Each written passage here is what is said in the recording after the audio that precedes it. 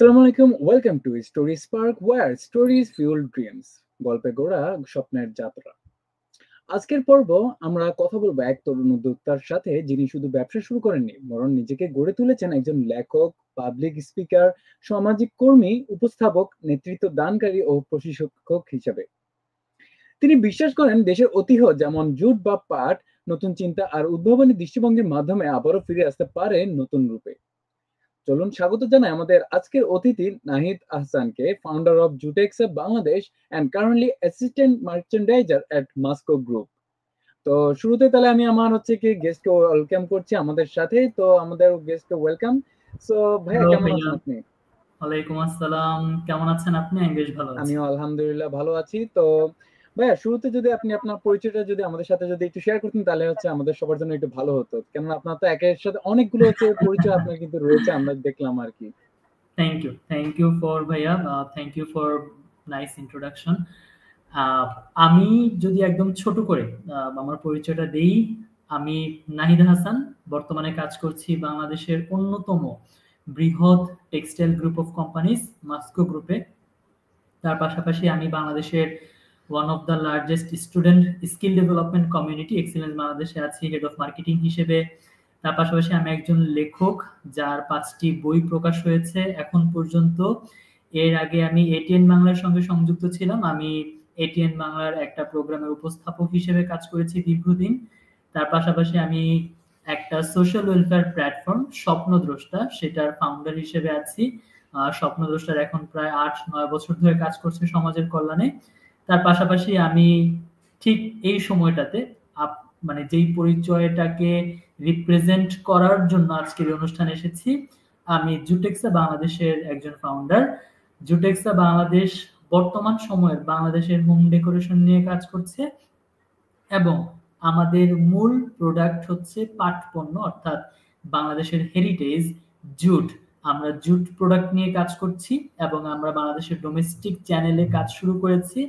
And hopefully in future আমাদের ইচ্ছে আছে আমরা যেন এক্সপোর্ট লেভেলেও সেই কাজটাকে এগিয়ে নিয়ে যেতে পারি। Thank you. ধন্যবাদ ভাইয়া। তো তাহলে হচ্ছে আমি আমার তাহলে একটা কোশ্চেন আমার কাছে অনেকক্ষণ ধরে আমি হচ্ছে জিজ্ঞেস করবো বলে ভাবতেছিলাম। তো আপনার যে একসাথে অনেকগুলো কিন্তু হচ্ছে জিনিসপত্র কিন্তু দেখা যায়, যেমন হচ্ছে আপনার ফেসবুক প্রোফাইলে দেখা যায় আপনি নিজেকে একজন লেখক, একজন পাবলিক স্পিকার, আবার সামাজিক কর্মী, উপস্থাপক, নেতৃত্ব প্রদানকারী, প্রশিক্ষক ও উদ্যোক্তা হিসেবে পরিচিত করছেন। তো আমাদের শ্রোতাদের উদ্দেশ্যে যদি আপনি কিছু কি দয়া করে আপনার এই বহুমাত্রিক পরিচয়ের প্রতিটি দিক নিয়ে একটু যদি সংক্ষেপে যদি আলোচনা করতেন, তাহলে কিন্তু একটু বেটার হতো আমাদের সবার জন্য। আসলে হয়েছে কি, এটা একদমই প্ল্যান করে কিছু হয়নি যে এতগুলো পরিচয় বহন করছি। দিনের পর দিন যখন আমি কাজ করে গিয়েছি, দিনের পর দিন যখন মানুষের সঙ্গে মিশেছি, মানুষের সাথে কাজ করেছি, তারাই আসলে ভালোবেসে আমাকে এই পরিচয়গুলো দিয়েছে। আমি যখন বইমেলায় এখন একটা বই প্রকাশ হয়, বইটা উদ্বোধন করতে বা বইটা নিয়ে মেলায় যাই বা ওই প্রকাশনীতে দাঁড়াই, তখন দেখি যে ভালোবাসার মানুষের ওই স্টলের সামনে এসে ভিড় করে। তারাই আসলে আমার পরিচয় দিয়েছে লেখক। আমি বাংলাদেশের স্টুডেন্ট কমিউনিটির স্কিল ডেভেলপমেন্ট নিয়ে কাজ করতে গিয়ে বাংলাদেশের বিভিন্ন বিশ্ববিদ্যালয় পর্যায়ের শিক্ষার্থীদের বিভিন্ন সফট স্কিল প্রশিক্ষণ দিয়ে থাকি এবং তাদের বিভিন্ন বিশ্ববিদ্যালয়ে গিয়ে তাদেরকে লিডারশিপ, তাদেরকে প্রেজেন্টেশন, কিভাবে আরো ভালোভাবে কথা বলা যায়, কিভাবে ইন্টারভিউ ফেস করতে হয়, কিভাবে সুন্দর করে নিজের সিভিটা লিখতে হয়, এগুলো নিয়ে ট্রেনিং দিয়ে থাকি। তো সেখান থেকে তারা প্রশিক্ষক হিসেবে আমাকে পরিচয় করানো শুরু করেছে। আমি যখন এটিএন বাংলাতে কাজ করলাম, এটিএন বাংলার একটা শিশু কিশোরদের একটা প্রোগ্রাম ছিল শাপলা শালুক। শাপলা শালুকে আমি প্রায় বছর খানেক উপস্থাপক হিসেবে কাজ করেছি। তো সেখান থেকে আসলে উপস্থাপক হিসেবে নাম দিয়েছে। তার পাশাপাশি আমি অনলাইনে অ্যারাউন্ড 200 প্লাস অর্থাৎ 200 এর বেশি প্রোগ্রাম উপস্থাপনা করেছি বিভিন্ন প্রতিষ্ঠানের হয়ে। সো এই যে বিভিন্ন পর্যায়ে কাজ করতে গিয়ে বিভিন্ন মানুষের সঙ্গে যখন মিশেছি, তারাই ভালোবেসে এই পরিচয়গুলো দিয়েছে। আমার জীবনের ছোট্ট একটা ইচ্ছে ছিল এটাই যে আমি যখন কাজ করব, আমি যখন কোনো মানুষের হেল্প করব, তখন যেন পুরোটা মন দিয়ে করতে পারি। তো এই যে মন দিয়ে কাজ করার যে প্রবণতা, এই জায়গা থেকে আমার আসলে বহুমাত্রিক প্রতিভার জন্ম হয়েছে এবং বহুমাত্রিক পরিচয়ের জন্ম হয়েছে। আমি যে খুব অসাধারণ কেউ এরকম কিছুই না। আমি খুব সাধারণ একজন মানুষ, খুব সাধারণ একটা পরিবারের ছেলে। শুধু আমি ভালোবাসি অনেক অনেক কাজ করতে, পরিশ্রম করে যেতে। তো আমি বিশ্বাস করি এবং এই বিশ্বাসটি আমাকে এত দূর এনেছে যে অনেক পরিশ্রম করলে মানুষ বড় হয়। ধন্যবাদ ভাইয়া। তো এত সুন্দর করে নিজের এত সুন্দর একটা ইন্ট্রোডাকশন দেওয়ার জন্য। তো আমাদের সবার সাথে কিন্তু হচ্ছে এরকম কিন্তু ইন্ট্রোডাকশন কিন্তু হয় না। এবং হচ্ছে এতগুলো পারসন কিন্তু হচ্ছে না একসাথে একজনের ভিতরে কিন্তু দেখাও কিন্তু তেমন একটা সহজ না। এটা দুষ্কর ব্যাপার। সেখানে কিন্তু আমরা কিন্তু আপনাকে পেয়েছি। এটা কিন্তু হচ্ছে সত্যিই একটা আনকমন একটা বিষয় আমাদের সবার জন্য। তো ভাইয়া আমরা হচ্ছে তাহলে একটু জানতে চাচ্ছি যে আপনার একটা ব্যবসার পেজ দেখেছিলাম যে জুটেক্স বাংলাদেশ। এর মাধ্যমে আপনি জুট শিল্পে একজন উদ্যোক্তা হিসেবে কেমন বা নতুন দৃষ্টিভঙ্গি সম্পর্কে যদি নিয়ে একটু কিভাবে এসেছেন সেটা সম্পর্কে যদি আমাদেরকে একটু শেয়ার করতেন। আহ, দেখেন, আমি বিশ্ববিদ্যালয় পর্যায়ে পড়াশোনা করেছি টেক্সটাইল ইঞ্জিনিয়ারিং নিয়ে, অর্থাৎ পোশাক শিল্প নিয়ে। তো আমি একজন টেক্সটাইল ইঞ্জিনিয়ার এবং বর্তমানে যেখানে কাজ করছি বাংলাদেশের অন্যতম বৃহৎ textile group of company Moscow group, সেই জায়গাটিও অর্থাৎ পোশাক শিল্পের একটি প্রতিষ্ঠান। আমি পোশাক শিল্প নিয়ে কাজ করতে গিয়ে বা পোশাক শিল্পে কেন এসেছি এই প্রশ্নের যখন সম্মুখীন হই, তখন আমি একটা কথাই বলি যে দেখেন, পোশাক শিল্পটা বহির্বিশ্বে বাংলাদেশকে অন্যতম বড় একটা কান্ট্রি, বড় একটা প্রতিষ্ঠান হিসেবে রিপ্রেজেন্ট করছে এই কারণেই যে বাংলাদেশ থেকে বিশ্বের বহু দেশে পোশাক রপ্তানি হচ্ছে এবং বৈদেশিক বাণিজ্যের ৮০%-এরও বেশি এই পোশাক শিল্প থেকে আমাদের দেশে আসছে।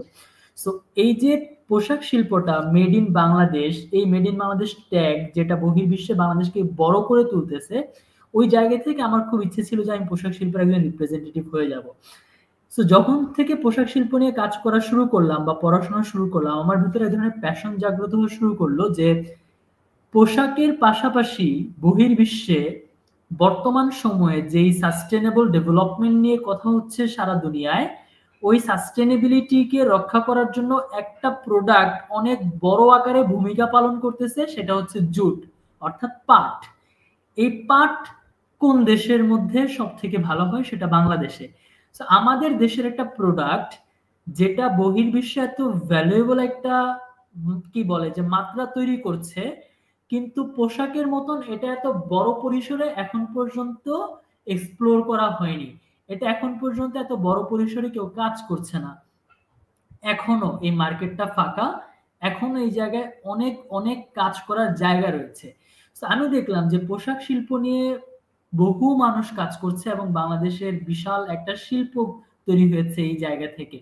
কিন্তু যেই পাট ইন ফিউচার বাংলাদেশের একটা অন্যতম ভ্যালুয়েবল প্রোডাক্টে পরিণত হতে যাচ্ছে, কারণ সারা বিশ্ব এখন সাস্টেনেবিলিটি নিয়ে সচেতন, সারা বিশ্ব এখন টেকসই উন্নয়ন নিয়ে সতর্ক।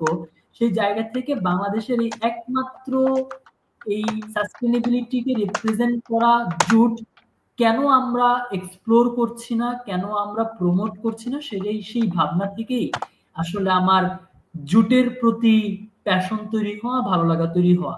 এবং সেই ভালো লাগা থেকে জুটেক্সা বাংলাদেশের আহ, মানে কি বলে যে পথযাত্রা। জুটেক্সা বাংলাদেশ একটা স্বপ্ন দেখে যে বাংলাদেশের প্রতিটা ঘর আরো সৌন্দর্য বৃদ্ধি করে একদম হোম এলিগেন্স রূপান্তরিত হবে, অর্থাৎ প্রত্যেকটা ঘর হোম ফ্যাশন নিয়ে সচেতন হবে, যেটা বহির্বিশ্ব সচেতন। আপনি হয়তো জেনে থাকবেন যে ইউরোপ কান্ট্রিতে যারা থাকে বা ইউরোপে যারা বসবাস করে, সেই দেশের যারা কি বলে যে সিটিজেন আছে, নাগরিক আছে, তারা কিন্তু তাদের দেশের এই সৌন্দর্য, নিজেদের ঘর বাড়ির সৌন্দর্য, নিজেদের আশেপাশের সৌন্দর্য নিয়ে অনেক বেশি সচেতন। ঠিক তারই পাশাপাশি আমি যদি আমাদের দেশের দিকে তাকাই, আমরা কিন্তু খুব বেশি সৌন্দর্য সচেতন না। সো এই যে আমাদের নিজেদের একটা প্রোডাক্ট, নিজেদের একটা ঐতিহ্য, এবং সেই ঐতিহ্যটা দিয়ে আমরা আমাদের হোম ফ্যাশনটাকে একটা অনন্য মাত্রায় নিয়ে যেতে পারি, এবং এই হোম ফ্যাশনটাকেই এই ইউরোপ, আমেরিকা, বিভিন্ন কান্ট্রিতে আমরা এক্সপোর্ট করে বাংলাদেশের এই জুট সেক্টরটাকে আমরা আরো এনহ্যান্স করতে পারি, ইমপ্রুভ করতে পারি, বৃদ্ধি করতে পারি। এরকম অনেকগুলো স্বপ্ন নিয়ে আসলে জুটেক্সা বাংলাদেশের যাত্রা শুরু হয়েছে। এই আর কি ভাইয়া। ধন্যবাদ ভাইয়া এত সুন্দর করে আমাদেরকে হচ্ছে জানানোর জন্য আপনার ইতিহাস বা হচ্ছে আপনার যে পুরোনো যে সম্ভাব্য সময়টা যেখান থেকে হচ্ছে আপনি শুরু করেছেন আপনাদের জুটেক্সে বাংলাদেশে সেই যাত্রাটা সম্পর্কে জানানোর জন্য আপনাকে অসংখ্য ধন্যবাদ। তো ভাইয়া তাহলে আমার এখন আরেকটা কোশ্চেন যে দেশের ঐতিহ্যবাহী পণ্যের মধ্যে জুটের গুরুত্ব অপরিসীম আমরা সবাই জানি। তো আপনি কিভাবে মনে করেন আধুনিক বাজার ও ডিজাইনের সঙ্গে জুটকে সংযুক্ত করে এটিকে ভবিষ্যতের জন্য আরো আকর্ষণীয় করে তোলা যায় সেটা সম্পর্কে যদি একটু আমাদেরকে শেয়ার করতেন। দেখেন, আমরা চাইলেই আমাদের দৈনন্দিন জীবনের প্রত্যেকটা ব্যবহার্য জিনিসপত্র পাট দিয়ে রিপ্লেস করতে পারি, বাট আমরা কেন করছি না, এই জায়গাটাতে একটা বড় সিন্ডিকেট যুক্ত আছে। যেমন আমি যদি আপনাকে একদম খোলামেলাই বলি, বাংলাদেশে যে সুপার শপগুলো আছে এবং বাংলাদেশের যে বাজার আছে, ওই জায়গাতে অনেক আগেই সরকারের পক্ষ থেকে পলিথিনের ব্যাগ কিন্তু নিষিদ্ধ করা হয়েছিল। সো পলিথিনের ব্যাগ নিষিদ্ধ করা হলে তার রিপ্লেসমেন্টে কি হবে সেটা নিয়ে যখন প্রশ্ন তোলা হলো, তখন বাংলাদেশ সরকার থেকেই পরিচয় করানো হলো পাটের ব্যাগকে, যে আমরা যারা বাজারে যাই, আমরা যারা সুপার শপ থেকে শপিং করি, এই সুপার শপ থেকে আমাদেরকে পলিথিনের ব্যাগ দিয়ে দেওয়া হয়, বাজারে পলিথিনের ব্যাগ, জামা কাপড়ের দোকানে পলিথিনের ব্যাগ, প্লাস্টিক, এই হাবিজাবি অনেক কিছু। এই জায়গাটাকে রিপ্লেস করার জন্য সরকার থেকেই বলা হলো পলিথিনের ব্যাগ একদম নিষিদ্ধ, তোমরা পাটের ব্যাগ ব্যবহার শুরু করো।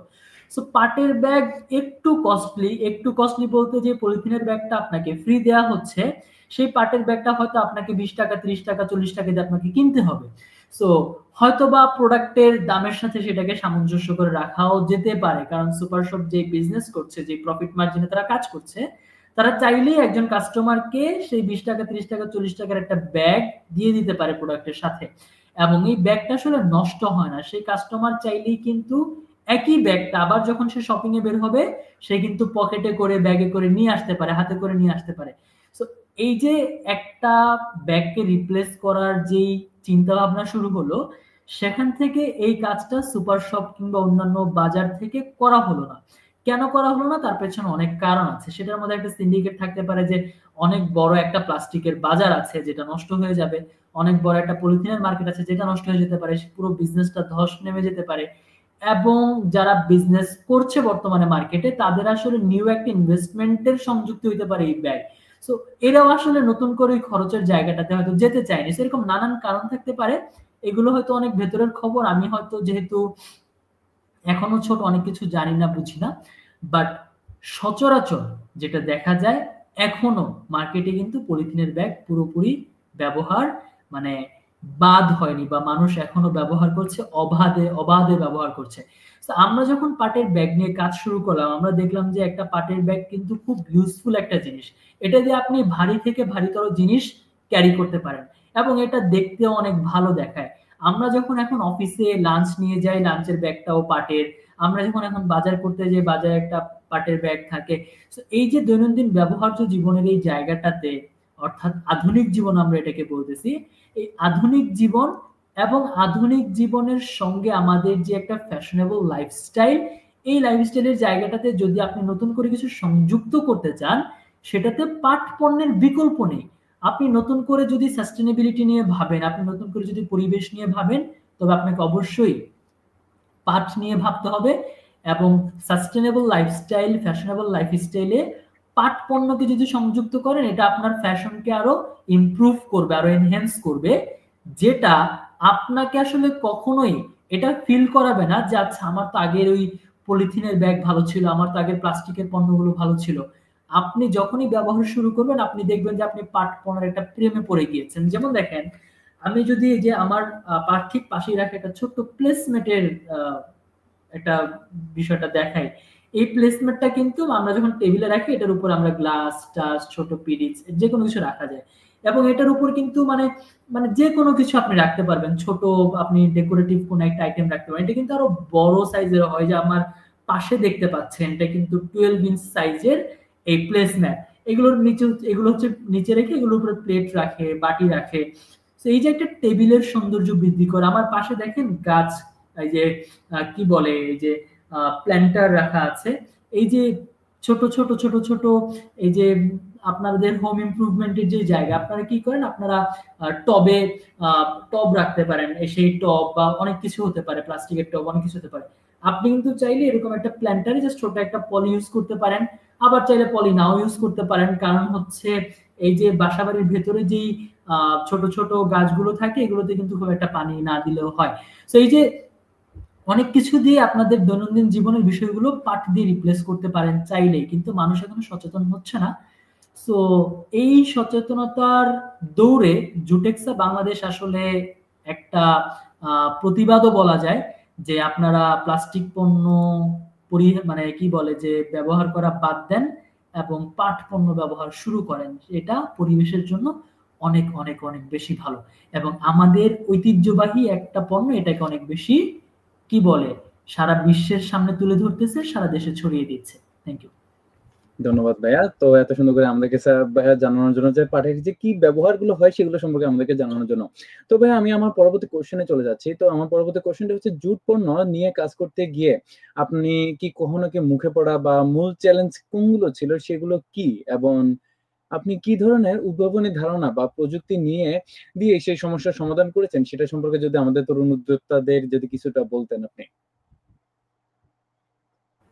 ওকে, দেখেন পাট পণ্য নিয়ে কাজ করার ক্ষেত্রে শুরুতেই আপনি যে বাধার সম্মুখীন হবেন সেটা হচ্ছে মানুষের সচেতনতা। অর্থাৎ মানুষ এখনো কনসাস না আমরা কেন পাট পণ্য ব্যবহার করব। এটা এখন আসলে এক ধরনের শৌখিনতার পর্যায়ে রয়ে গিয়েছে।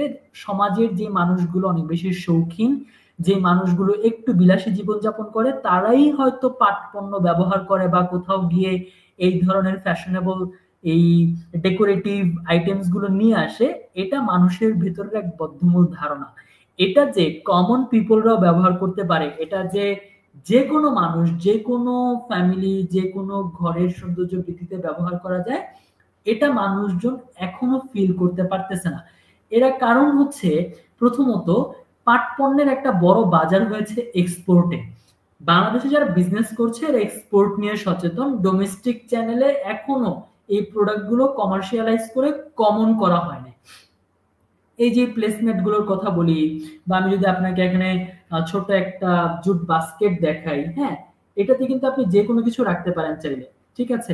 এটাতে এরকম ইনডোর প্ল্যান্ট রাখতে পারেন, এটাতে আপনি আপনার বই খাতা কলম টিভির রিমোট ওষুধপত্র অনেক কিছু হয় না যে টেবিলের পাশে ফাইলটা একটু গোল করে রাখা যায়, এর থেকে একটা বড় সাইজও আছে দেখেন। মানে আপনি চাইলে আপনার ব্যবহার্য যে কোনো কিছু দিয়ে এই বাস্কেটটা এই প্ল্যান্টারটা ব্যবহার করতে পারবেন। এবং এই যে এই জিনিসগুলো সৌন্দর্য বৃদ্ধির একটা জিনিস, এটা মানুষ এখনো ভাবছে এটা বিলাসিতার একটা আইটেম, বাট না, এগুলোর প্রাইস কিন্তু অ্যাকচুয়ালি অনেক কম এবং যে কেউ এগুলো আসলে কিনতে পারে।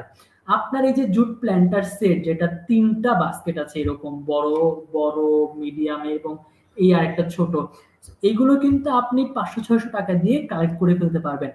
এই যে দেখেন মানুষজন যে সচেতন না, এটা আমরা ফিল করি যখন আমরা এটা সেল করতে যাই, কারণ মানুষজন ওই জিনিসটা কিনতে চায় না বা আগ্রহী হয় না। ওরা এখন ওই 50 টাকা 60 টাকার যেই প্লাস্টিক পণ্য এগুলো নিয়ে তারা বেশি কি বলে যে যেটা বলে আমরা অনেক কমফোর্টেবল। সো মানুষজন না কমফোর্টনেস এর বাহিরে বের হচ্ছে না। কারা ব্যবহার করছে এই প্রোডাক্ট গুলো বেশি? যারা ওই যে একটু শৌখিন, যারা একটু ফ্যাশনেবল লাইফস্টাইল চায়। সো জুটেক্সা বাংলাদেশ এটা সবসময় চেষ্টা করবে এবং প্রথম থেকেই চেষ্টা করে যাচ্ছে যে বাংলাদেশে এই প্রোডাক্টগুলো যেন ঘরে ঘরে আমরা পৌঁছে দিতে পারি, এটার জন্য একটা বড় ডোমেস্টিক চ্যানেল তৈরি হয়, এটা যেন বাংলাদেশের প্রত্যেকটা মার্কেটে মার্কেটে পাওয়া যায়, এই ব্যবস্থাটা আমরা করার চেষ্টা করব। এবং তার পাশাপাশি অবভিয়াসলি আমাদের এক্সপোর্ট নিয়ে প্ল্যান আছে, কারণ এটা যেহেতু আমাদের একটা হেরিটেজ এবং এই জিনিসটা আমরা ইন ফিউচার বাংলাদেশের বাহিরে বহির্বিশ্বে অনেক গর্বের সাথে প্রেজেন্ট করতে পারবো। So obviously we have a plan যে আমরা we will work with this jute product to export them. So আমরা চাই তার আগে যেন বাংলাদেশের মানুষের ভিতরে এটার একটা ব্যবহার করার সচেতনতা তৈরি করতে। যেমন আমি ছোট করে আপনাদেরকে যদি একটু বলি যে এই যে পাট পণ্যগুলো এগুলো তো আমরা অনলাইনে সেল করছি, এখন আমরা কোনো শোরুম বা কোনো দোকান নেইনি, বা আমাদের এখনো ওইরকম বড় পরিসরে কোনো অফিস হয়নি যেখান থেকে মানুষ এসে ভিজিট করে প্রোডাক্ট কালেক্ট করতে পারবে, যা অবভিয়াসলি ইন ফিউচার হয়তো হবে ইনশাআল্লাহ। বাট আপনি হয়তো, আমি যদি বলি যে আমি তো মিরপুরে থাকি, মিরপুরে এইরকম পণ্য পাওয়া যায় একমাত্র মিরপুর 2 নম্বর ফুটপাতের উপরে। হ্যাঁ, আপনি হেঁটে গেলে ফুটপাতের উপরে কিছু এই গাছের দোকান আছে, নার্সারি টাইপের মতন গাছ টব, ওই দোকানগুলোর পাশে এই পাট পণ্যের 2-1টা দোকান আছে, 2টা দোকান আছে। আবার পুরো শাহবাগ ফার্মগেট এলাকায় ঘুরলে আপনি এখানে কি পাবেন, দোল চত্বরে কিছু দোকান পাবেন। এই যে ঢাকা শহর এত বড়, এক মিরপুরে কোটি কোটি মানুষ বসবাস করতেছে, বা মানে জাস্ট বলার মতন কথা বললাম আর কি, যে এত অসংখ্য মানুষ বসবাস করতেছে, বাট এই যে হোম ডেকোরের এই পণ্যগুলো এগুলো কত কম পরিমাণে আমরা মার্কেটে দিয়ে রেখেছি। আমরা যখন এগুলোকে অনেক বেশি অ্যাভেলেবল করতে পারবো তখন কি মানুষ সচেতন হবে যে ওকে আমরা এগুলো কিনতে পারি, আমরা এগুলো ব্যবহার করতে পারি। বাট এখনো যেহেতু আমরা মার্কেট তৈরি করতে পারি নাই, আমরা যেহেতু এখন অডিয়েন্সকে দেখাইতে পারি নাই যে রোডের মোড়ে মোড়ে মোড়ে মোড়ে যে ডেকোরেটিভ দোকানগুলো আছে প্রত্যেকটাতে জুট পণ্য পাওয়া যাচ্ছে, এই জন্য আসলে মানুষজন হয়তো এগুলো ব্যবহারে আগ্রহী হয়ে উঠছে না। বাট আমাদের শুরু থেকেই রেসপন্স বেশ ভালো আলহামদুলিল্লাহ, যে আমরা চাই এই রেসপন্সটা আসলে আরো অনেক বেটার হোক, মানুষজন পাট পণ্য নিয়ে ব্যবহারে সচেতন হোক, এবং এই আধুনিক বিশ্বে যত আমরা পরিবেশের ক্ষতি করছি হয়তোবা আমাদের কন্ট্রিবিউশন খুব অল্প, বাট এই পাট পণ্যের মার্কেটটা যদি অনেক বড় হয়, জাস্ট থিঙ্ক পোশাক শিল্পের মতো, তাইলে কিন্তু বাংলাদেশ ইটসেলফ এই পুরো ওয়ার্ল্ডের সাস্টেনেবিলিটি রক্ষা করতে অনেক বড় একটা ভূমিকা পালন করতে পারবে। Thank you.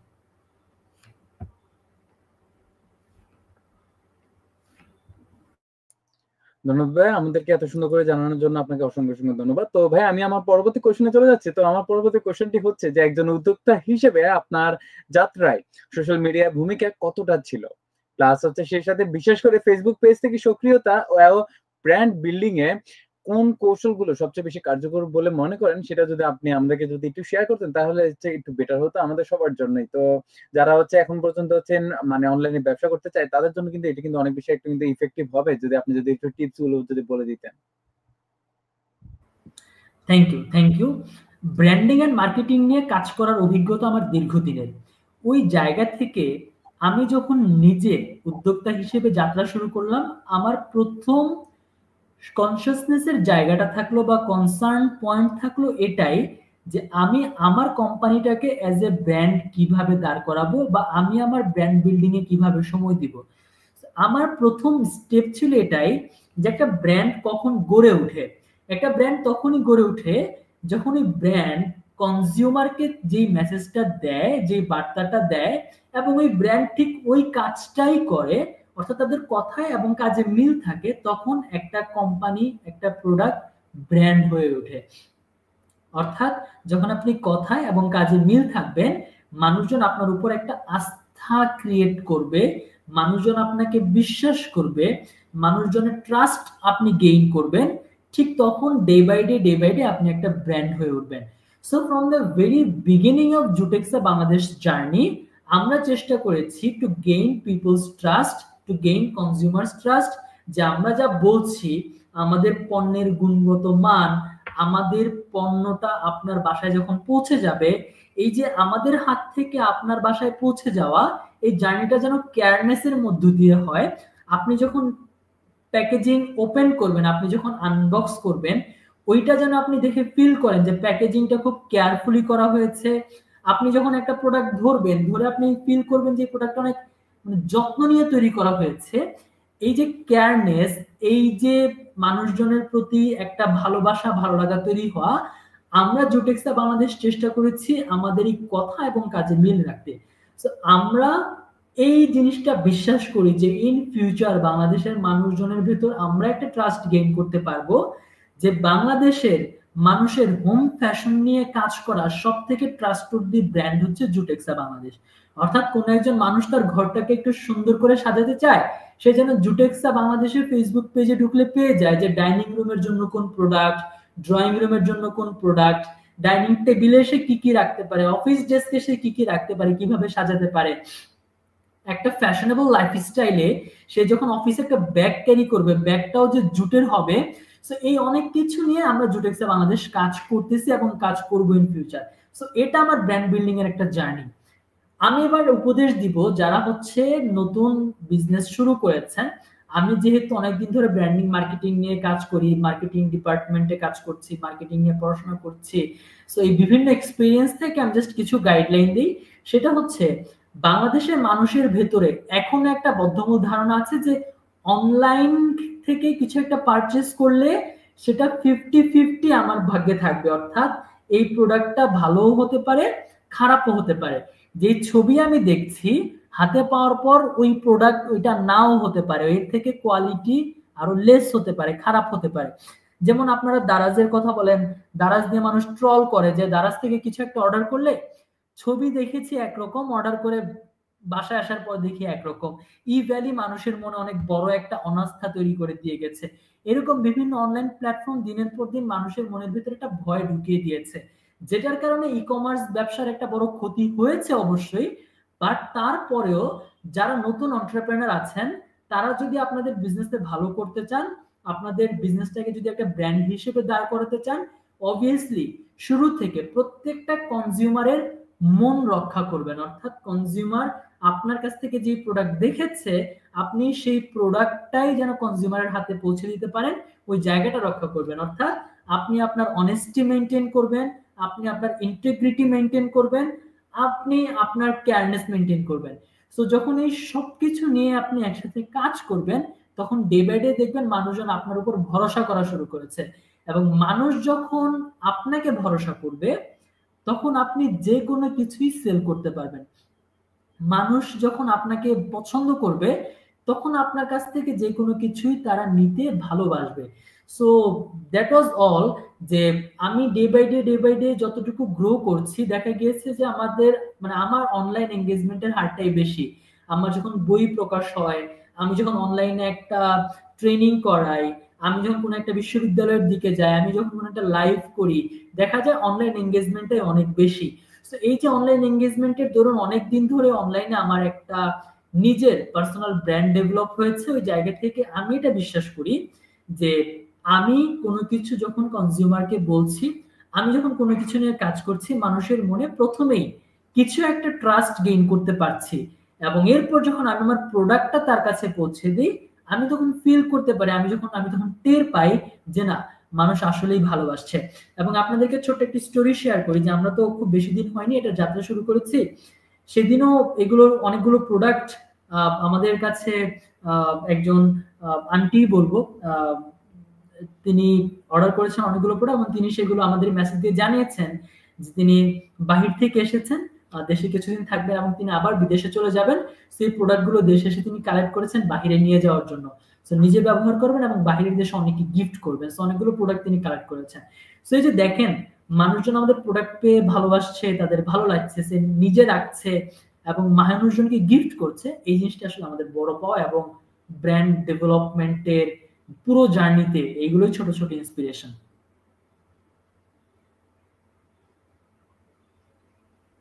ধন্যবাদ ভাইয়া এত সুন্দর করে আমাদেরকে জানানোর জন্য। তো ভাইয়া আমি আমার পরবর্তী কোশ্চেনে চলে যাচ্ছি। আমার পরবর্তী কোশ্চেনটি হচ্ছে, আপনি একজন পাবলিক স্পিকার ও ট্রেনার হিসেবেও কিন্তু পরিচিত আছে আপনার।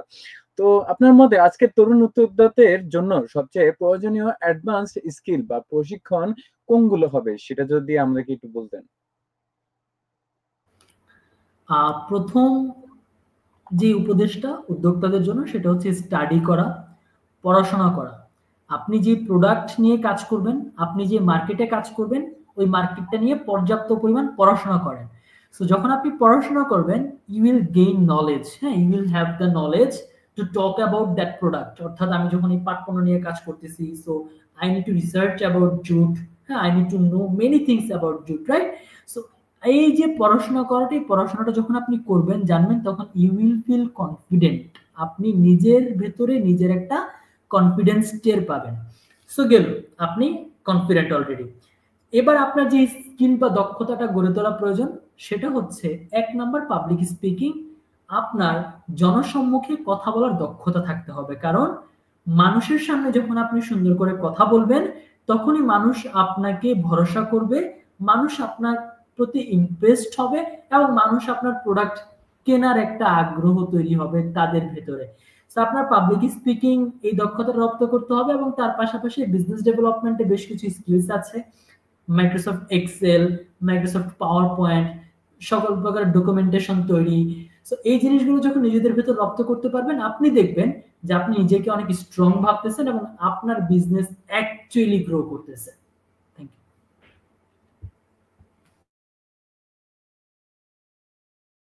ওকে ভাইয়া, তো ভাইয়া আমাদের কি কিন্তু হচ্ছে আমাদের তরুণ উদ্যোক্তাদের জন্য এত সুন্দর করে যে একটা আপনি অ্যাডভান্স একটা নলেজ দিয়েছেন, সেটার জন্য কিন্তু অসংখ্য অসংখ্য ধন্যবাদ। তো ভাইয়া তাহলে এরপরে হচ্ছে আমাদেরকে কয়েকজন কোশ্চেন করেছে যে বর্তমানে বাংলাদেশে তরুণ উদ্যোক্তাদের সবচেয়ে বড় প্রতিবন্ধকতা গুলো কি, সেগুলো সম্পর্কে কিন্তু অনেকে জানতে চাচ্ছে। তো এই সাথে হচ্ছে আপনি যদি আপনার ব্যক্তিগতভাবে কিংবা জুটেক্স এর মাধ্যমে সেগুলো কিভাবে মোকাবেলা করেছেন সেটাও যদি আমাদেরকে একটু শেয়ার করতেন, তাহলে কিন্তু আমাদের তরুণ উদ্যোক্তারা কিন্তু হচ্ছে বুঝতে পারবে যে আসলে কোন প্রবলেমে আপনি কিভাবে নিজেকে সলভ করতে পেরেছেন বা প্রবলেমগুলো কিভাবে সলভ করেছেন সেটাও কিন্তু জানতে পারবে। ওকে ওকে বর্তমান সময়ের তরুণ উদ্যোক্তাদের মধ্যে প্রথম যে প্রতিবন্ধকতাটা দেখা যায় যে ওনারা যখন প্ল্যানিং করে ওদের প্রপার ফাইন্যান্সিয়াল ব্রেকডাউনটা না করেই এরা প্ল্যানগুলো করে ফেলতেছে। অর্থাৎ আমার বিজনেস রান করার জন্য কত টাকা প্রয়োজন, আমার প্রোডাক্ট লঞ্চ করার জন্য কত টাকা প্রয়োজন, আমার সেই প্রোডাক্ট আসার পর সেলস জেনারেট করে রেভিনিউ জেনারেট করতে হবে কতটুকু, ব্রেক ইভেন পয়েন্টে যাওয়ার জন্য কতটুকু সেলস জেনারেট করতে হবে, এবং ব্রেক ইভেন পয়েন্ট ক্রস করার পর যখন আমার প্রফিট মার্জিন আসবে তখন কতটুকু প্রফিট রাখতে হবে, কনজিউমার লেভেলে ওই প্রফিট মার্জিনটুকু মানে ট্রাস্ট ওর্দি কিনা, ওদের জন্য কমফোর্টেবল কিনা, ওরা পারচেজ করতে পারবে কিনা, নাকি এটা আসলে তাদের আয় সীমার বাহিরে চলে গিয়েছে। এগুলো অনেক রিসার্চ না করেই আসলে অনেক উদ্যোক্তা তাদের বিজনেসের জার্নি শুরু করে দিচ্ছে। সো এটা একটা প্রথম প্রতিবন্ধকতা যেটা নিজেরা নিজেদের জন্য ক্রিয়েট করতেছে, যে প্রপার মার্কেট স্টাডি না করেই, ফিজিবিলিটি স্টাডি না করেই তারা অলরেডি বিজনেস রান করা শুরু করেছে। সো এটা তাদের নিজেদের প্রতি নিজেদের একটা প্রতিবন্ধকতা। তারপরেই আসি, যখন তারা দেখে বিজনেস রান করার সময়, প্ল্যান করার সময় যে অনেকগুলো টাকা প্রয়োজন, তখন তারা একটু ভয় পেয়ে যায় যে এত টাকা আমি আসলে কোত্থেকে ম্যানেজ করবো বা কিভাবে পাবো। সো তাদেরকে ওইভাবেই প্ল্যানটা সাজাতে হবে যে যদি আমি বড় অঙ্কের টাকা ম্যানেজ করতে না পারি তাহলে আমার বিজনেসের স্ট্র্যাটেজি হবে একরকম, যদি আমি টাকা ম্যানেজ করতে পারি তাহলে আমার বিজনেসের স্ট্র্যাটেজি হবে একরকম। ধরেন আপনার মানে কফি বা ফুড প্রোডাক্ট নিয়ে বিজনেস করার অনেক বড় ইচ্ছা আছে, আপনার একটা কফি শপ দেওয়ার ইচ্ছা, বাট আপনার হাতে আসলে একদমই টাকা পয়সা কিচ্ছু নেই। আপনি একটা দোকান কিভাবে ভাড়া নেবেন, কিভাবে অ্যাডভান্স করবেন। আপনি হয়তো জানেন যে বর্তমান সময়ের একটা মোটামুটি কফি শপ অ্যাডভান্স নিতেই 40 থেকে 50 লাখ টাকা লাগে, এবং সেটা ইন্টেরিয়র ডেকোরেশন আছে, সবকিছু মিলে 60-70 লাখ টাকা লেগে যায়। তো এই যে এত বড় অঙ্কের টাকা যদি কারো কাছে না থাকে, সে কি তাহলে কফি শপ দিবে না? ব্যাপারটা হচ্ছে, যদি আপনি এভাবে প্ল্যান করেন যে না আপনি কফি শপ থেকেই স্টার্ট করবেন, সেই ক্ষেত্রে আপনার জার্নিটা স্টার্ট হবে ফান্ড জেনারেট করার থেকে। ফান্ড কিভাবে জেনারেট করবেন? আপনার কফি শপ কেন ইউনিক, আপনার কফি শপ কেন আলাদা, আপনার কফি শপটা কেন বেস্ট, এটার একটা পুরো আইডিয়া প্রেজেন্টেশন বানিয়ে আপনি আপনার আশেপাশে যারা বিজনেস করে, যাদের হাতে টাকা পয়সা আছে, যারা বিজনেসে ইনভেস্ট করে অর্থাৎ ইনভেস্টর, তাদের কাছে যেতে পারেন, গিয়ে আপনার আইডিয়া শেয়ার করতে পারেন যে ভাইয়া এই হচ্ছে আমার আইডিয়া, আমি এভাবে বিজনেসটা রান করবো, and after 1 or 1.5 or 2 year or 3rd year এই বিজনেসটা এত পরিমাণে প্রফিট জেনারেট করবে। তো যখন আপনি একটা আইডিয়া শেয়ার করবেন এবং প্রফিট জেনারেশন দেখাবেন, তখন দেখবেন যে অনেকেই আপনার প্রতি ভরসাটা রাখছে এবং আপনাকে কিছু টাকা আপনাকে লোন দিচ্ছে, ঋণ দিচ্ছে, বা প্রফিট শেয়ার মানে কি বলে কোম্পানি শেয়ার করছে, আপনি আপনার ইকুইটি শেয়ার করে দিচ্ছেন। তো এখন বর্তমান বাংলাদেশে অনেকগুলো কেস কম্পিটিশন হয়, অনেক হচ্ছে শার্ক ট্যাঙ্ক হচ্ছে, আরো বিভিন্ন ফান্ড জেনারেশনের জন্য বিভিন্ন কম্পিটিশন হচ্ছে, ওইগুলোতে যেতে পারেন, সিড ফান্ডিং করতে পারেন, অনেকভাবে আপনি ফান্ড জেনারেট করে কাজগুলোতে নামতে পারেন। এবার যদি আপনার কাছে মনে হয় যে না ভাইয়া ফান্ড জেনারেট করা অনেক বেশি কঠিন, মানুষের দ্বারা দ্বারা যেতে পারবো না, তাই আমি ছোট থেকে শুরু করতে চাই, আপনি যদি ছোট থেকে শুরু করেন, অবভিয়াসলি ফুড কোর্ট আছে, আপনি ফুড কোর্ট নিতে পারেন, যে ফুড কোর্ট থেকে আমি কফি শপ বানিয়ে বা জুস বানিয়ে বিজনেসটা শুরু করব, সেটা 1-2 লাখ টাকার মধ্যে হয়ে যাবে। আপনি যদি মনে করেন যে না আমি আরেকটু বড় পরিসরে করতে চাই, তাহলে 2-3 জন বন্ধু মিলে বিজনেস করতে পারেন, যে 4 জন বন্ধু মিলে করলেন, 4 জন বন্ধু মিলে কিছু কিছু কিছু টাকা শেয়ার করলেন, 4 জন বন্ধু আপনারা মিলে একটা কফি শপ বা কিছু একটা দিলেন। সো অনেক ভাবেই করা যায়। সো প্রতিবন্ধকতা আসবে, fact is how you will face your challenges, how you will overcome your challenges. হ্যাঁ, আপনার বসে প্রপার অ্যানালাইসিস করতে হবে যে আপনার বর্তমান স্টেজ কোথায়, আপনার ক্যাপাবিলিটিস কতটুকু, আপনি কতটুকু জাম্প করতে পারবেন, আপনি কতটুকু দৌড়াতে পারবেন, কতটুকু হাঁটতে পারবেন, এই সবকিছু ক্যালকুলেট করেই আপনার আসলে বিজনেসে নামা উচিত। এবং নামার পর যখন দেখবেন আপনি চ্যালেঞ্জেস ফেস করতেছেন and you have already plan যে আপনি কিভাবে ওই চ্যালেঞ্জেস গুলো ওভারকাম করবেন, সেক্ষেত্রে তো আপনার সামনে আর কোনো বাধা থাকতেছে না। সো দ্যাটস অল, যে আমি তরুণ উদ্যোক্তাদের একটা কথাই বলবো যে do plan, do plan, do plan, অর্থাৎ প্ল্যান করো, পরিকল্পনা করো, রিসার্চ করো, ভাবো, সবকিছু করো, বাট বিফোর স্টার্টিং শুরু করার পূর্বে, একটা ব্যবসা শুরু করে একটা ক্ষতির মুখ দেখে তারপর পরিকল্পনা করাটা কিন্তু অনেক খারাপ বা আপনাদের জন্য ক্ষতিকর। সো বিফোর হ্যাম্পার আর বিফোর গোয়িং ইনটু ডেঞ্জার একটু প্ল্যান করে আগালে আমার কাছে মনে হয় ভালো। ধন্যবাদ ভাইয়া, এত সুন্দর করে ভাইয়া আমাদের সবাইকে জানানোর জন্য যে আপনার প্ল্যানিং গুলো এবং হচ্ছে আপনি কি কি ধরনের প্রবলেম গুলো এখন পর্যন্ত ফেস করেছেন সেগুলো জানানোর জন্য আপনাকে অসংখ্য অসংখ্য ধন্যবাদ। তো এ থেকে কিন্তু হচ্ছে আমাদের কিন্তু অনেকগুলো ফ্রেন্ডসও কিন্তু বুঝতে পেরেছে যে আসলে কিন্তু হচ্ছে জীবনে চলতে গেলে কিন্তু অনেক ধরনের কঠোর পথগুলো কিন্তু কিন্তু আমাদেরকে পার করতে হয়। মাঝে মধ্যে দেখা যায় যে আমরা যে রাস্তাগুলো দেখতেছি সোজা রাস্তা, সেই সোজা রাস্তাগুলো অনেক সময় সোজাও না হতে পারে, সেগুলো একটু বাঁকাও হতে পারে। তো আমাদের লাইফে যেমন হচ্ছে কিছু তেরা মানুষ থাকে, তেমনই কিন্তু হচ্ছে এই রাস্তায় কিন্তু চলার পথে কিন্তু কিছু বাঁকা রাস্তা তো থাকবেই। তো সেই বাঁকা রাস্তাগুলো অবশ্যই অবশ্যই কিন্তু আমাদেরকে কিন্তু সমস্যাগুলো মোকাবিলা করে কিন্তু আমি হচ্ছে সামনে আজকে এগিয়ে যেতে হবে। ফেসবুকে ছোট একটা কোট পড়তেছিলাম, অর্থাৎ ছোট একটা উক্তি। উক্তিটা ছিল এরকম যে I am carrying it comfortably, that doesn't mean it's not heavy. মানে এটার বাংলা অর্থ হচ্ছে যে আমি একটা জিনিস খুব কমফোর্টেবল ভাবে বহন করতে পারতেছি বা আমি একটা জিনিস খুব সুন্দরভাবে ম্যানেজ করতে পারতেছি, তার মানে এইটা না যে এটা ভারী না বা এটা কষ্টকর না। অর্থাৎ হতে পারে কিছু এন্টারপ্রেনার আসলে অনেক সফল হয়ে যাচ্ছে, তো আমরা দূর থেকে দেখে ভাবতেছি আচ্ছা ও তো ইজি ওর বিজনেস, ও খুব সাকসেস পাচ্ছে, ওর অডিয়েন্স গুলো খুব ভালো, ও ভালো সেলস জেনারেট করতে পারতেছে, ওর অনেক ভালো ভালো কাজ হচ্ছে, ও অনেক সাকসেসফুল। ও মানে ও সুন্দর করে করতে পারছে, তার মানে এই না যে ওর রাস্তাটা কঠিন না। সো দিন শেষে ওই জিনিসটা ম্যাটার করে যে how perfectly you are handling your situations. So এটাই বলবো যে রাস্তা কঠিন, বিজনেস অ্যাকচুয়ালি কঠিন। যারা বিজনেস শুরু করতে চান বা করতে চান, একটা কথা মাথায় মানে গেঁথে রাখেন যে জব করতে হলে আপনি একটি স্পেসিফিক ডিপার্টমেন্টের স্পেসিফিক একটা ছোট্ট জব রোল প্লে করবেন, but in business you have to play all the roles. So মানে এই জায়গায় আসলে নিজেকে মানে আরামের জন্য ব্যবসা করব, বসে থাকার জন্য ব্যবসা করবো এরকমটা না। আপনার যদি মনে হয় যে চাকরির বাহিরে গিয়ে আপনি আসলে আপনার সব কাজ করার অ্যাবিলিটি রাখেন, দেন কাম ইনটু বিজনেস। ধন্যবাদ ভাইয়া। তো হচ্ছে ভাই আমার এখন আরেকটা লাস্ট কোশ্চেন আছে, যে কোশ্চেনটা হচ্ছে গিয়ে যারা এখন নতুন উদ্যোক্তা হতে চাচ্ছেন বা কোনো সামাজিক উদ্যোগ হাতে নিতে চাচ্ছেন, তাদের জন্য আপনার যদি কোনো পরামর্শ বা অনুপ্রেরণা বার্তা যদি থাকে তাহলে সেটা কি থাকবে, সেটা যদি একটু আমাদের শেয়ার করতেন। ওকে, প্রথম কথা হবে যে আমরা অনেকেই ভাবছি যে আমরা যেই জেনারেশনটাকে বিলং করছি, এই জেনারেশনটা অনেক late generation in a sense যে আমরা ফিল করছি যে পৃথিবীটা কিংবা আমাদের দেশ কিংবা আমাদের চারপাশ আমাদের সমাজ ধীরে ধীরে কোলাপস করতেছে, অর্থাৎ অনেক বেশি বিশৃঙ্খলা তৈরি হচ্ছে, অনেক বেশি ঝামেলা তৈরি হচ্ছে, সারা বিশ্বে বৈশ্বিক ঝামেলা বারবার বৃদ্ধি পাচ্ছে। আমরা করোনা দেখলাম, আমরা ইউক্রেন রাশিয়ার যুদ্ধ দেখলাম, আমরা এরপর আরো ফিলিস্তিনের এই ঝামেলাগুলো দেখলাম, আমরা এই যে ইসরায়েলের যুদ্ধ, এই যে ইরান, মানে এই যে বৈশ্বিক যে ঝামেলাগুলো আমরা দেখতে পাচ্ছি, যেগুলোর কারণে আমাদের কাছে মনে হচ্ছে যে things are not going perfectly or things are not going well.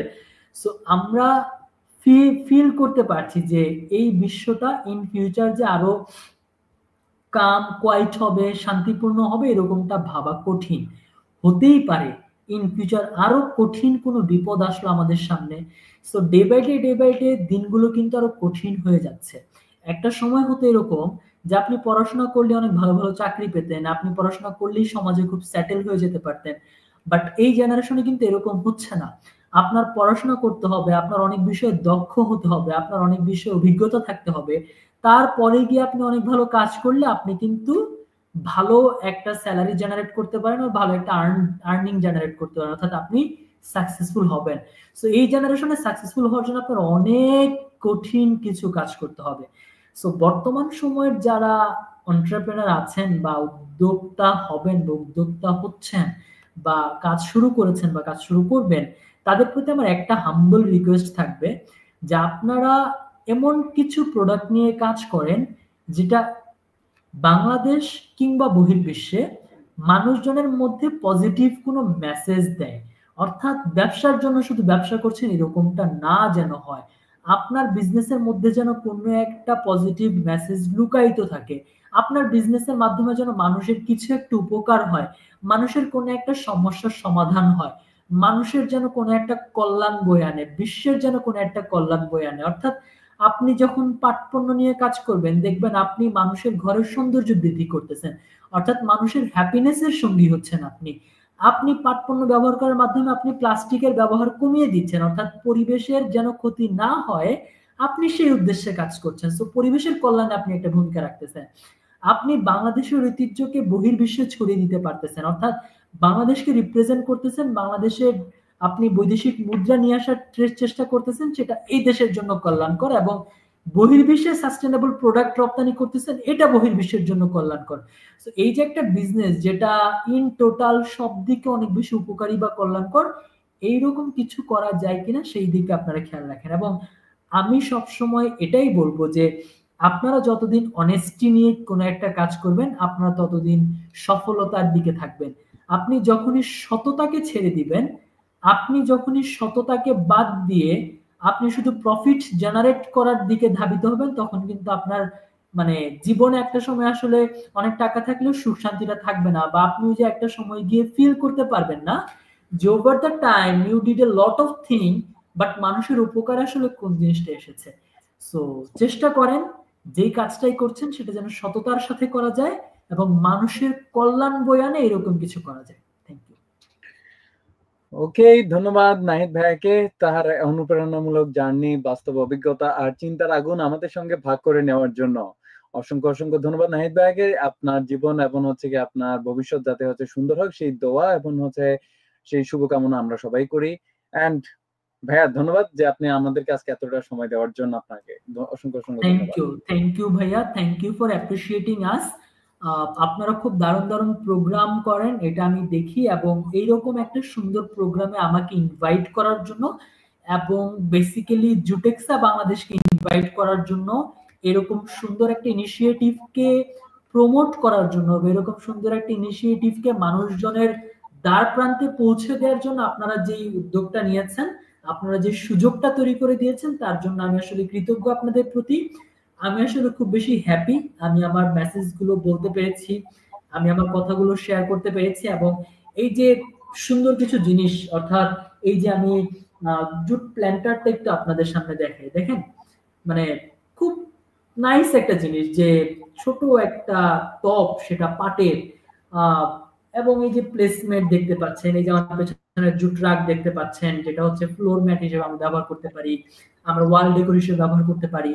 So এই যে হোম ডেকোরেশনের জন্য যে মেসেজগুলো, এগুলো আপনারা মানুষকে যেন বোঝাতে পারি, মানুষজনের কাছে যেন মেসেজগুলো যায়, সেটার একটা ইনিশিয়েটিভ নিয়েছেন বা সেটার একটা ব্যবস্থা করে দিয়েছেন, তার জন্য আবারও এক big thanks, lot of thanks, thanks a million. Thank you ভাইয়া। তো আমাদের সাথে কিন্তু হচ্ছে অলরেডি কিন্তু হচ্ছে স্টোরি স্পার্কের আজকের পর্ব এখানেই শেষ, এন্ড আমরা আবারও ফিরবো পরবর্তী পর্বে আরেকজন গল্পকারের সঙ্গে আরেকটি চিন্তার আনলে জ্বলিয়ে তুলতে। তো এরকমই সবগুলো হচ্ছে আপডেট জানানোর জন্য এবং হচ্ছে পরপর হচ্ছে এপিসোড গুলো জানার জন্য কিন্তু অবশ্যই কিন্তু চোখ রাখুন বাংলা রেডিও 95.2 FM এর ফেসবুক, ইউটিউব এন্ড ইনস্টাগ্রাম পেজে, এন্ড সেই সাথে কিন্তু হচ্ছে টিউন ইন করে থাকতে পারো বাংলা রেডিও 95.2 FM। প্রতি শুক্রবার ঠিক রাত 9টার সময় কিন্তু হচ্ছে চলে আসবে স্টোরি স্পার্ক, তাও আবার হচ্ছে নতুন কোনো গল্প নিয়ে তোমাদের সাথে। তো ততক্ষণ পর্যন্ত তাহলে তোমরা সবাই সুস্থ থাকো, ভালো থাকো এই বলে আজকে এখানেই শেষ করছি। And stay with us on Bangla Radio 95.2 FM and follow Story Spark on Facebook, YouTube and Instagram, where stories fuel dreams. গল্পে গড়া স্বপ্নের যাত্রায় তোমাদের সবাইকে স্বাগতম জানাই। আসসালামু আলাইকুম।